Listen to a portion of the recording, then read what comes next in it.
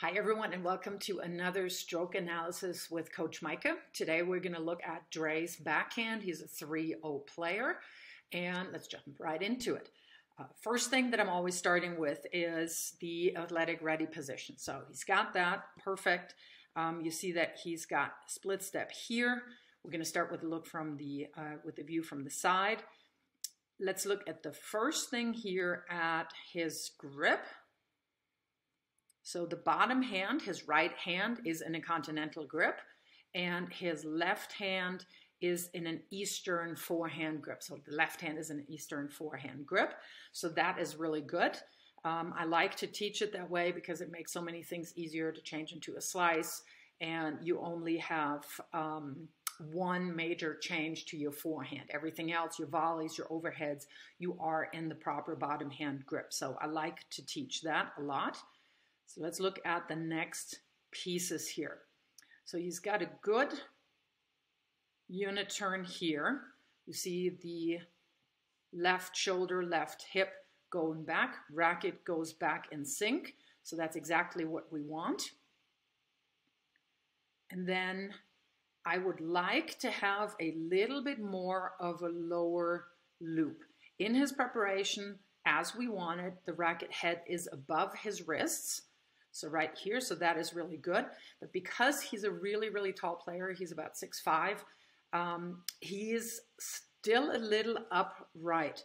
So first thing that you want to use to get under the ball are the legs. And it does help if you have a little bit of a lower loop so that you can come from under the ball a little bit more because he's starting higher, but then flattens out a little bit. So I would like a little bit more of a loop to create more topspin, to create more net clearance, to stay out of the net, and to immediately get more depth. I don't care as much about the power. That comes later. I want control first. The second thing that I'm seeing is, as I mentioned it already, is you are pretty low here. So we have bend in our legs here, but then as he's getting up to the ball, you're pushing up a little bit. So the right leg here is completely straight. Ideally, we would like that a little more bent and the upper body straight over the ball. So I'm seeing a little bit of a lean back almost here. So the whole shift of that body should actually go forward a little bit more. The whole right shoulder should be a little bit more as you're making contact. The right shoulder should be at least over the right knee or even a little bit more in front, not leaning over the ball, but leaning into the ball a little bit. So let's talk about how we can fix that. So the one thing that you always want to use to create power and control is the load of the left leg.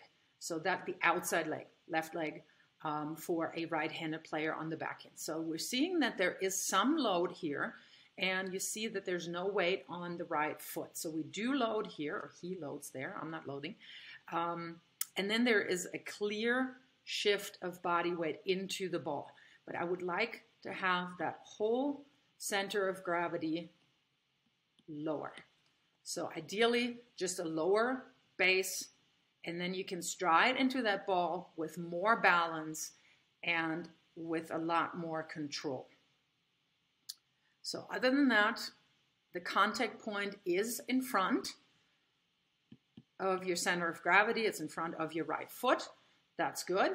The follow through is over the right shoulder with a finish high and away from the body. So that component is good. So let's look at the whole thing in real speed.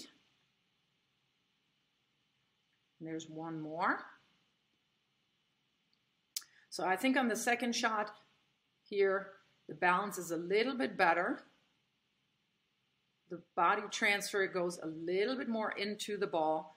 Right shoulder a little bit more over the right knee. But still, the right leg is pretty upright. So if you see top players, there's a little bit more bend in that right leg because the shift has happened a little bit in a lower base.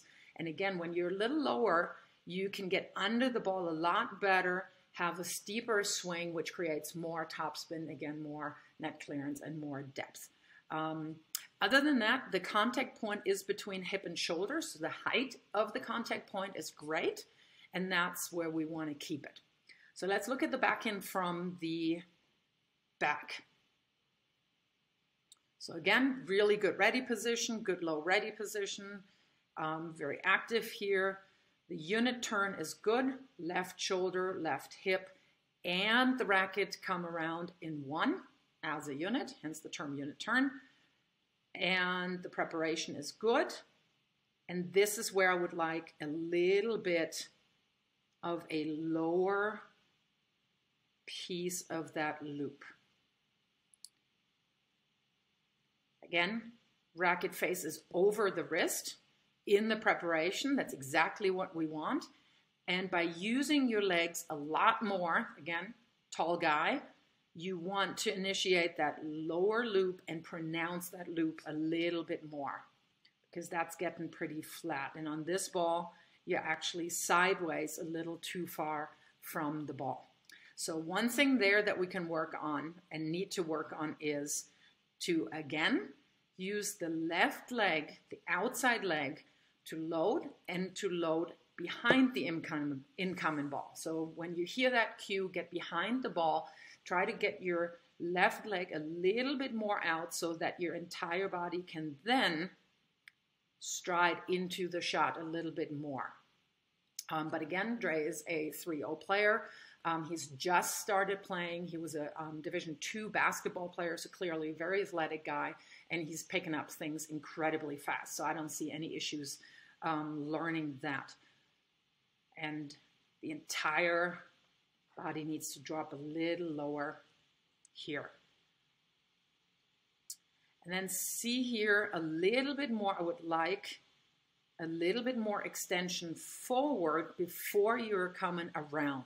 But that obviously has something to do that you're a little you're a little too far out to the left, and then it feels like you have to pull your upper body around to control that ball. So let's look at one more from the back here. Yep, he's checking his grip. Grip is good. I like that. Then he's checking that every time.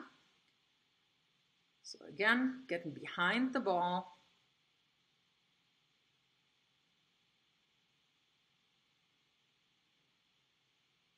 That is a little bit better contact, not quite in the middle of the frame, but it is a little closer to the body. So I like that a little bit better. You don't have to reach out as much to get that ball.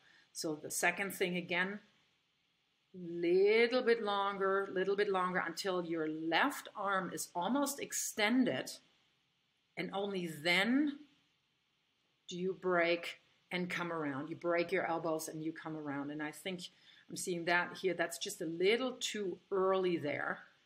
And that is fairly common when people are a little newer to tennis. They try to generate power with their upper body instead of using their lower body from the ground up to generate, again, energy. And I use that energy. I want to use that energy in my mind to create control, not necessarily power. To me, that comes later. The last piece here, the follow through is good. It's over your right shoulder. The pronation of the wrist has happened. That's what we want, meaning that your left hand, if you will, come around and it faces to the outside here. The knuckles of the right hand face to the outside. So they're really good components. A couple of things that I think we can fix fairly easily. The fundamentals are clearly there, and this is a really good start.